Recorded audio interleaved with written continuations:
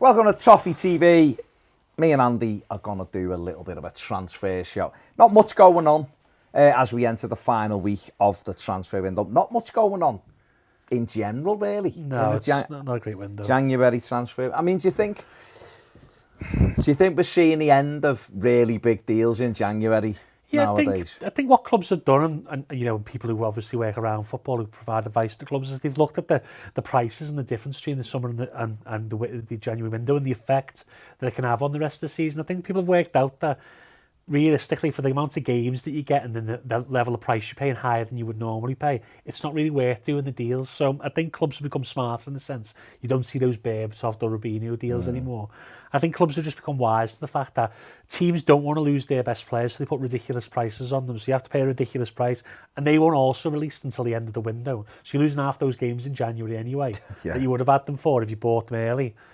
And people want to then, you know, obviously I lost my train of thought, but people then want to try and replace that player. So and it's hard to replace players because then they've got to go out and buy another expensive player. So yeah, I think clubs are just wise in terms of not buying. And think, Marcel Brands obviously said that before the window, that was the case. He's never, I think since 2013 when he bought Oscar Hilgemark for PSV, hasn't bought a player in the January window. And people will go, why aren't we selling players? Again, people don't want to buy rubbish players in the January window, you know what I mean? Especially on the contracts we've got players on. It's very easy, isn't it, to sit on the outside of the stuff and go, why aren't we selling him? Yeah. Why aren't we selling him? Why aren't we buying him? But I was saying to you off camera before, with any target we bring, if we were to bring in, and the noises coming from the football club are nothing's going to happen this week. But if something presented itself, for argument's sake, on, say, Thursday, and Everton, it was favourable, and Everton, you know, tried again. Saturday's ruled out immediately. Yeah, because you have to. So they're not playing Saturday. And for Everton, from Everton's perspective, there's 13 league games left then of the season. There's no cup games, so there's 13 games. So you'd have to weigh up, I suppose, if you're Marcel Brands. Is it worth bringing someone in for 13 games, paying a loan fee and paying wages, when in a few weeks we could have Jean-Philippe Gbamin available? Another month after that we could have possibly Andre Gomez approaching being back in the squad. You know, Fabian Delph might, whether you like him or not, is getting fitter, and you know, when he might be around. And we've still got Tom Davis in there who's trying to get games, and I'm guessing Sigurdsson will be back in a few weeks as well. Is it worth then putting, you know, money into a player? I suppose if it was a young midfield, say Sanderberg, we were talking about it before, looks like he's going to go off to Sheffield United, but he's a big unit, plays midfield, 21. So if you could get him maybe on loan with a view to a permanent, them kind of deals make sense. Have a look at him, and that's in place. It's very hard to do them sort of deals though, because Genk, he's an asset for Genk. Genk don't want to send him to England on loan, and if he doesn't adapt, then his price drops. So clubs are wary about doing loans, so it's very hard to get good loans players. It's usually players who are a favourite clubs, or players who haven't played a lot of games and need to play. You know, it's a very difficult market, January. You know, clubs have got also the budget. A lot of clubs spent their whole budget in the summer. They're up against FFP, and then the budget will roll over next year. And it's very hard for them to manoeuvre within that. Most clubs generally only want to do business in the summer. So it's just one of those windows. I don't see the point in, you know, we'll talk about a couple of the names we've been linked. None of them for me were real difference makers in the sense, the ones who were realistic anyway, real difference makers. And in the January market, you know, if you wanted to see your top, you know, we wanted Memphis to pay. We've been linked with them again, haven't we? So you wanted Memphis to buy. You're going to have to pay way over the odds because Lyon want to try and get in the Champions League still, and they can't afford to lose him.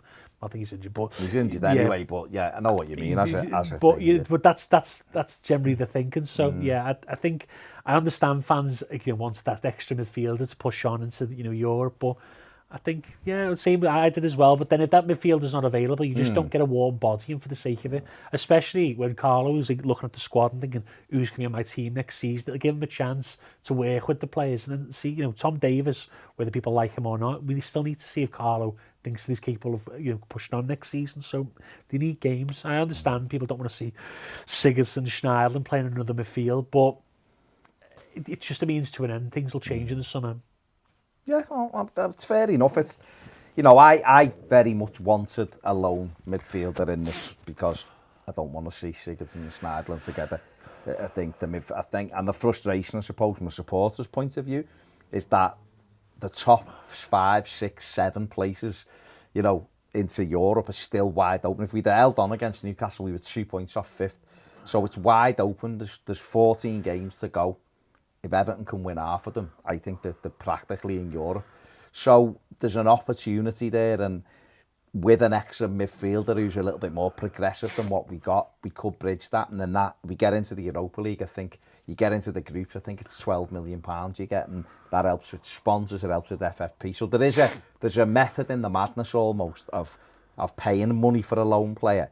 But then the flip side to it is everything you've just said, that, is it worth risking it for 13 games? Is it worth making yourself go a bit closer to FFP? Is it worth potentially stunting Tom Davies or Jean-Philippe Gbamin? Exactly, you're going to have them back in a couple of weeks. And if you look at it this way as well, Schneiderlin and Sigurdsson are big money. Everton can't just afford to, if they were going to go out, great, but by all means, but they can't just afford to put them to the side because they want to sell them. Eventually they need them assets to still be valuable. You can't just devalue the asset, and Marcel Brandon's quite clever now. He doesn't want to devalue assets.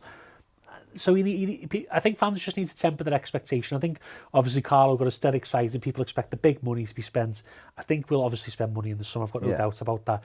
It's just January's a very difficult market. I work with clubs. It's very hard to get players out. Especially ones on big money. I suppose if a couple did go out Thursday, that might loosen it up, but I don't know.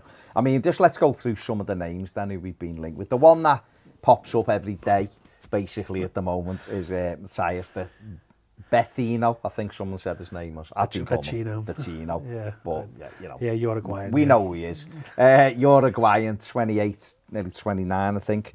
28 now. He was 28 in August. Yeah. He's into Milan. Played 41 times for Uruguay. Elegant midfielder, I think you describe him as. Good, decent turn of pace about him, can travel with the ball. So everything that we would like. Is he someone who's going to change our midfield radically? I don't know. My idea would... He's a bit different, isn't he, to what we've got? I wouldn't have minded on loan for 6 months. But the thing about Vecino is, as soon as Gbamin and Gomez is back, they're better players than him. They'll take, for me, this is why when we were linked with £20 million moves, I thought, in about 12 months, he'll be a sub. Yeah. And we want to sell him. And at the age he is, you don't want to invest £20 million in a player at that age. And proper good wages. Don't be wrong now, if it was like, I understand why Juventus paid 94 million for an age in Ronaldo, because obviously he's commercial, but also he's still one of the best players, and they're looking to win things. Everton need to build that side. You can't just gamble on a player for 2 to 3 years, and then if they're not good enough in 2 to 3 years, you're stuck with them on a 5-year deal. We can't be doing that anymore. We had our fingers burnt with Sigurdsson, so you've got to be smart in that sense. And I think Vecino would have been fine for 6 months, but he wasn't really like a super upgrade. He's not like someone I'm really excited about coming. He was better than, and I know people hate, people go, oh, he's better than what we've got. Yeah, but he might not have even. This is the risk also. You bring him in for 13 games, as you say. He's played in Italy at a much slower pace. Will he adapt to the Premier League? You can't expect him to just come playing in Italy, which is at a much slower pace, much less intensity, and just perform in the Premier League. Some club players can, of course, but on average they don't. So I don't know. I think I understand why Everton didn't pursue that sort of deal. I mean, as we're recording this, it still could be reignited, because obviously Christian Eriksen now has completed his move to Inter Milan.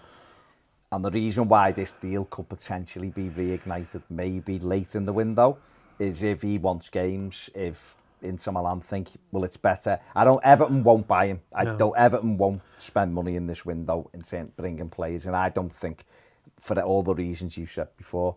But whether they'd be tempted if Inter said, OK, we'll let him go on loan till the summer and then we'll chat again. Whether Everton would then be tempted to have a look at that, I don't know. But like you said, he's 29 in August. Yeah.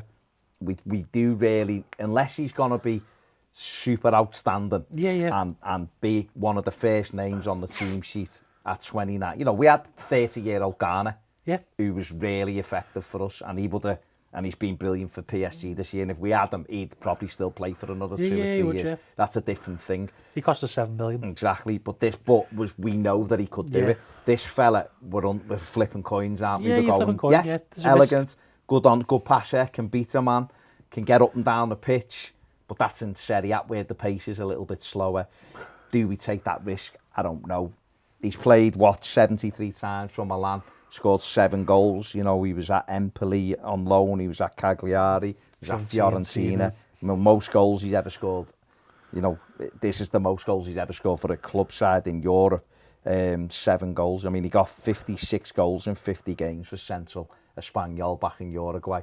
But since he's come to Europe, this is the most he's ever scored for a club, 7 goals. And ideally, we need that for him in a season, don't we? We do, You know, need like a Decore type. Yeah, we do. We need someone who's going to chip in and out the goals, yeah. And, as I say, he's a more forward-thinking player than, say, Schneider. Again, though, is he going to be provide the athleticism we want? He is a bit more athletic than what we've got, but again, I'm not... as someone to see us through the end of the season, it would have been fine, but... He's not going to tear up any trees, and I don't think you're going to go at the end of the season, we must buy him, he's our player for the next 3 or 4 years. He's not that type of player. Fair enough. Let's move on. We'll move on to the ones this window, and then obviously I've got someone there. Well, there's 2 on there which could potentially be for the next window. Another name that's been bouncing around from the agent more than anybody else, and from Kiers Euroban as well, who's got his hands all over it, is Everton Suarez. Obviously, if you take the PR stuff out of it, which will be good, Everton on the shit. Looks a talent, decent. 23-year-old Brazilian in the national side, was brilliant in the Copa America for them. I'm unsure about him, to be honest with you, because I think we've spoke before. He's still in Brazil, hasn't played anywhere else. No. He's predominantly plays off the left, even though he's right-footed. He's a classic modern winger in the sense that he likes to cut inside and shoot a lot on his right foot. And we need a right winger who's actually right. And then people go, well, right-footed people should be able to play. Yes, they can. Right? I'm not going to deny that. The problem is you don't sign a player who's really effective in a position to play another position in the home. You don't spend big money on that. Now, fair enough, if he was 10 million and you go, right, we're going to adapt him into a right winger, he's got the skill set, that's fine. When you're paying 30, 35 million for players, you want them to be able to come in a position of need and perform in that position. By playing him on the right-hand side, you'll be taking away what makes him effective, which is cutting off that right with his pace and shooting from distance. He's good, but and he is direct, he's quick. Whether he can match the physical standard of the Premier League is a big, massive question mark. Tactically, Brazil is one of the worst leagues in football. It's very disorganised at times. There's some good players that come out of Brazil, but it has got better over the years. You do get more European, what we call European style players coming through there now. But it's still tactically, it's not a great league. In terms of coaching, it's not a great league. It's a big risk, and the appetite. That's why people haven't signed him, and that's why his agents out there pushing him. And obviously Everton, because we watched him in the Copa America, and obviously with Charleston being around as well. Their agents, because it's the same agent, Bertolucci, Sports Invest UK they're called, and they want to get him into Europe, and they're using the links. They did it with David Neres to get him a new contract, same thing. So I think people should take this one with a massive pinch of salt. I think he would be better served going to, if Holland or a Belgium first, or something. They haven't really got the money to spend. Find his feet. Entry league, as we call him, to find his feet. And then if he is good enough in Europe, then people will take him on. But I wouldn't take someone... If it was Rainier Jesus, I would have took him direct from Brazil, because he's 18, he's got that potential ability, you can take him along. That's superstar. I don't think Everton's a superstar, to be honest with you. I think he's a good player, but it's just too much of a risk. And I don't think Marcel Brands, I know he likes the South American market, I just don't think he'd take that risk for that money. He scored 35 goals in 129 games for Gremio. He's 24 in March. That's, I don't know. Listen, he could be a gamble worth taking for someone. Maybe Everton in the summer. I mean, the tact has very much changed now. It was UOL, is a Brazilian news outlet, have been reporting it for weeks. He's coming, and his agents landed in the UK to tie it up. Here, and now they changed the tact and said, because of FFP, the deal can't be done now until the summer, which is quite accurate, because they want to sell and we They will won't not be loan buying him, yeah. in this window. They would not loan But him. whether it's for Everton, Suarez or not, I'm unsure. Kia and Bertolucci does a lot of deals with Chelsea. They're very good with the media, and obviously when a player becomes good in Brazil, usually they eventually get a percentage. We'll use the quotation marks there. Yeah. So they get a percentage because they're very clever people, and then that's when they start pushing them to English clubs or European clubs. And the Brazilian media is in their pocket in a lot of ways, and people need to take the media with a large pinch of salt. Pinch of salt, yeah. Yeah, because they're trying to push him to get a move to Europe, because time's running out for him, in the sense that if he gets to 24, 25, it's going to be a very hard sell to get him into Europe, because then you become an asset there. It's too much of a risk, and then you've got to start lowering the price. And Grêmio, obviously, Brazilian clubs need a lot of them need money. Not Flamengo, because they seem to have a lot, but the Brazilian clubs need money to keep going over the years, and he's their biggest asset. Yeah. We'll have to see. I don't think there's much in that, if truth be told. No. Alan at Napoli, one of the 9 Napoli players or something who've been linked with Carlo Ancelotti.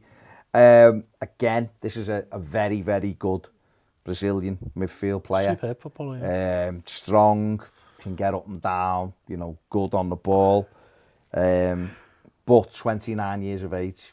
That's the problem. Now, PSG were really, really, really interested in the summer. I think this is even post-Garn. I think they obviously got Handa Herrera as well.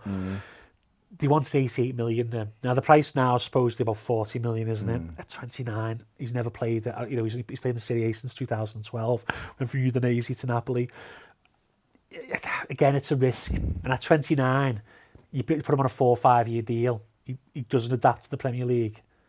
You're knackered. You're knackered. Basically, that 40 million's down the drain then, and then you're lowering him out back to Italy. And Everton just can't take risks like that. We're not in a position to take risks like that. So, in reality, I think he's a great player. We should look for a younger version who we can make our own, who's going to be 24, 25 or 23, whatever. You don't have to be 19. I know people get really scared when Everton should look for younger players. I'm talking people who are entering the prime now, rather than people who are on the back end of the prime.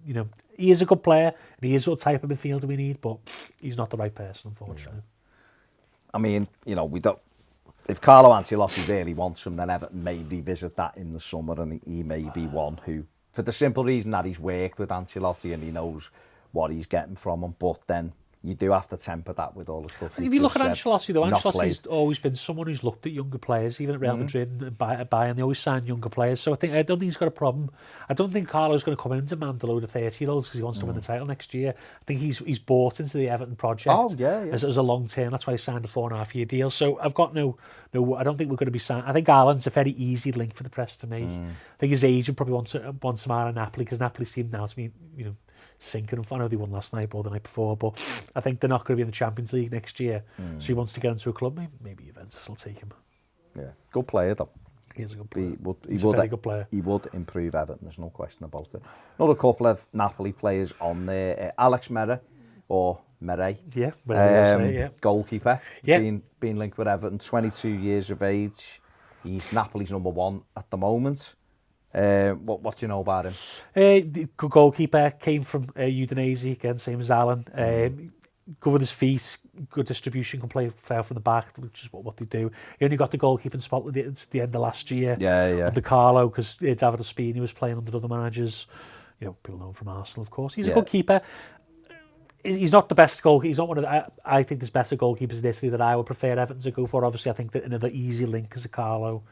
Alex Murray has long been touted as one of the next big thing goalkeepers-wise from Italy, along with Donnarumma.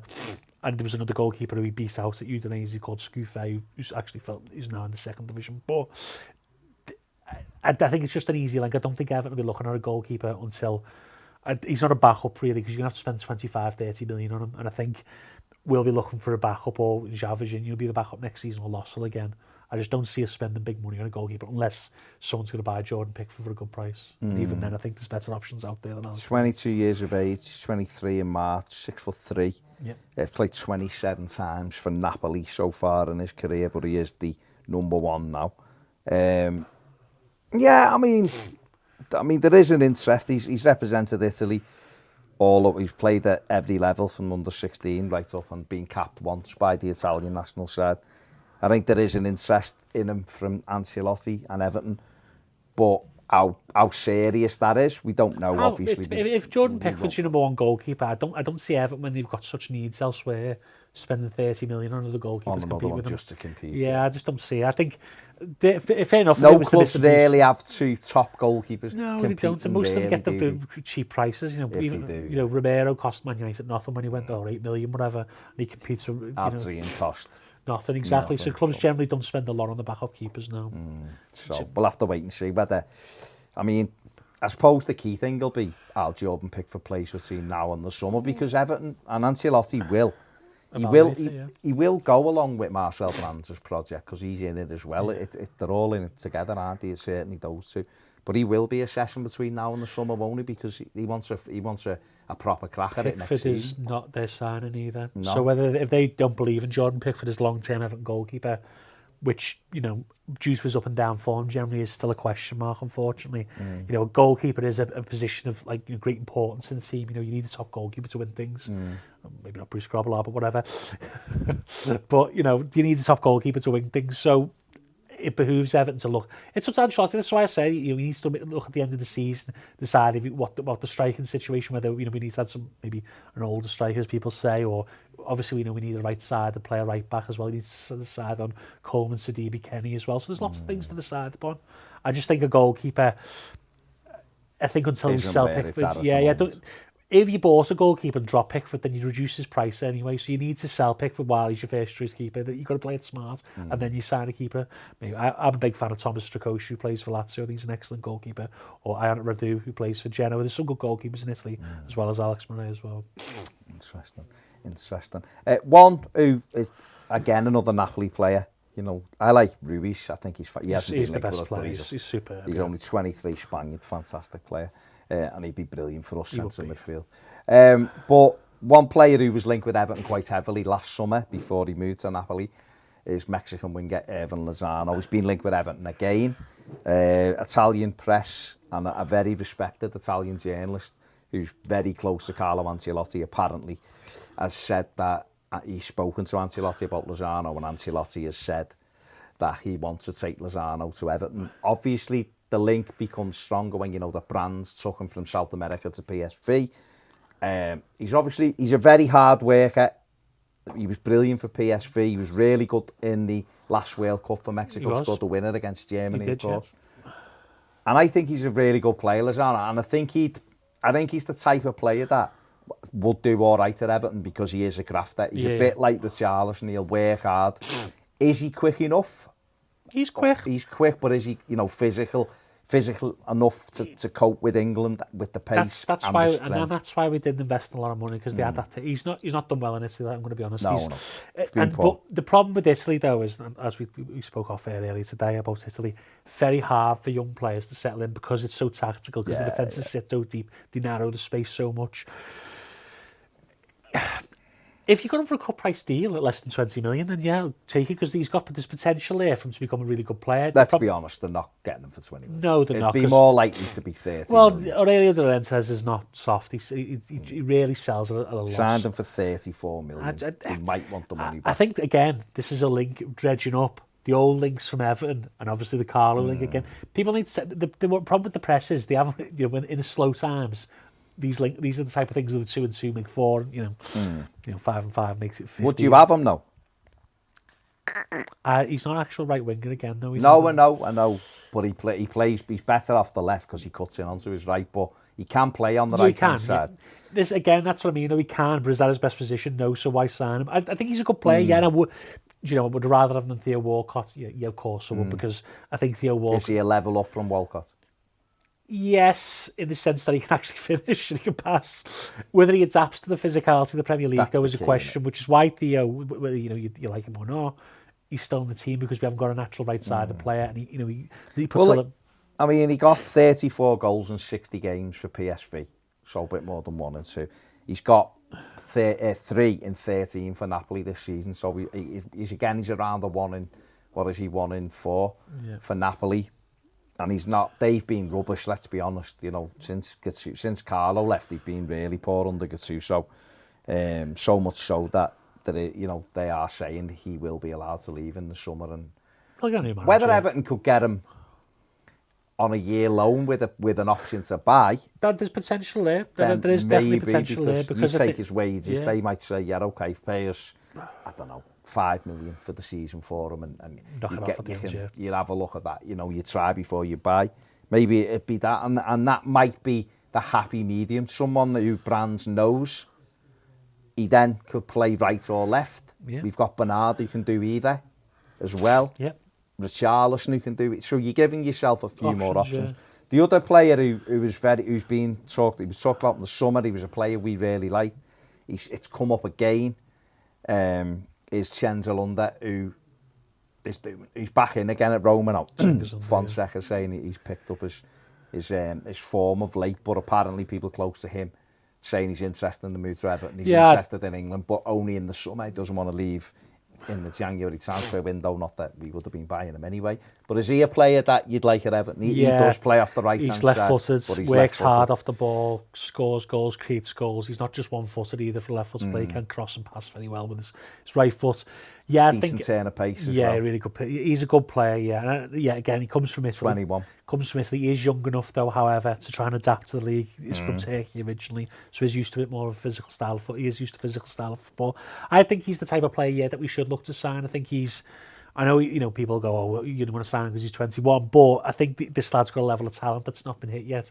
Came through the Altınordu Academy, which is a very famous academy in Turkey in the second division, where they play a lot of 16 and 15-year-olds. He was obviously one of the stars and obviously moved on. I think he would be the type of person that we will definitely look at. I don't think we'll exclusively be looking at left-footed right wingers. I think we'll also look at right-footed right wingers as well, like Ferran Torres, who plays at Valencia. He'd be someone I'd take a look at because he plays in that 4-4-2 already. So someone who's used to the system. So there are options out there. There's a lad who I spoke to yourself, a couple of guys on WhatsApp the other night called Creben Diatta, plays for Club Brugge, who's excellent, light and quick, similar to Sadio Mane, but comfortable on the right-hand side. There is options on that side. Samuel Chukwueze, who plays for Villarreal as well. So, of course, we'd all love Hakim Ziyech, but you know, it's probably not going to happen. But yeah, there is options for that side. Şengizunder's definitely in that conversation. Though he is someone who I think his style of play and the way how hard he works off the ball would knit him very well with how Carlo wants to play now. The Premier League's played as well. Be 23 in July, so great age. 5'8", little bit, but if he's quick, it doesn't matter. Well, Bernard's 5'5", isn't he? Yeah, exactly. So, 12 goals in 62 games for Roma. He's a lot of assists as well. I think he's got 14 assists as well. Yeah, he does. He's got 6 in 19 for Turkey's national side as well. But he's the type of player that we should be looking at, isn't he? Loads of potential, high ceiling, pacey, can play either flank, but comfortable with both feet. And a hard-working player. And he'll add goals as well. I think 7+ goals you need from your wingers. I know, obviously, Liverpool have ones who score 15+. We need a goal spread throughout the team, and he'd be key for that as well. I mean, that's probably the biggest thing for Ancelotti. I know he's come out, and again, this would buy into that, because I know that Under and Lozano have got a great mentality, listening to people around them. Carlo's talking about the mentality this week. It's vital. It's the biggest thing for him, is to understand the mentality. But goals... When you look through, me and Ped were talking either yesterday or last week about there just isn't any goals in our team once you take out. There's Calvert-Lewin and Richarlison who score goals. Then you hope that Moise Keane's kicked off now with his first goal. But you look around the team, I don't know whether Welcott got 1 or something this season. And he misses far too Bernard's only got 2, which is better than last year, but it's still only 2. Centre-backs aren't scoring. Luka Dean's got, 2 or 3 or something. We've got nothing off Sidibe. Sigurdsson's dropped from 13 to 1. Gone to what? So straight away, you're looking. Tom Davies doesn't score goals. Yeah. There's a big chunk of goals not in that team, and for Everton to certainly get to the next level, that's got to improve. You're both centre backs. Mason's got a couple. He really should end up with half a dozen. Mina should end up with half a dozen for the size of him. So if your fullbacks can weigh in with 2 or 3, but it's your midfield, man. Your midfielders. Gomez is a fantastic player. 1 goal last season. Should have had more. Should get himself in the box. And like you say, Sigurdsson's gone from 13 to 1. Schneiderlin's big drop off, yeah. Never going to score in a million years. Don't think he's ever sniffed Delph a goal, doesn't yeah. cross the halfway line. So, you know, Walcott's the real disappointment because he gets in great positions and it's the final ball or it's the one-on-one he seems to miss all the time. And you know, I feel sorry for Theo. I think that, as I say, he is dangerous. He just causes defence problems with his pace and his movements, but when it comes to it, just nothing seems to happen. No. It's a bad pass. He overhits the cross.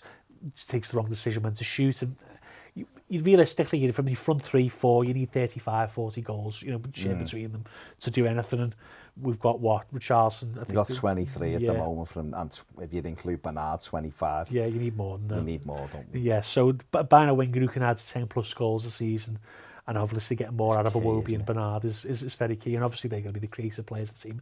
And also having a midfield who can chip in with 5 plus. You know, Liverpool have got Wijnaldum who chips in with goals, and you know, City obviously. He's free in the summer, it looks like. Wijnaldum? Is it? I never knew his contract was running down. Contract running down, yeah. Interesting. He's 28 now though, isn't he? But then again, a bit of experience. Klopp wants to keep him, but he's, I suppose for him, he might be thinking, well, I've won stuff.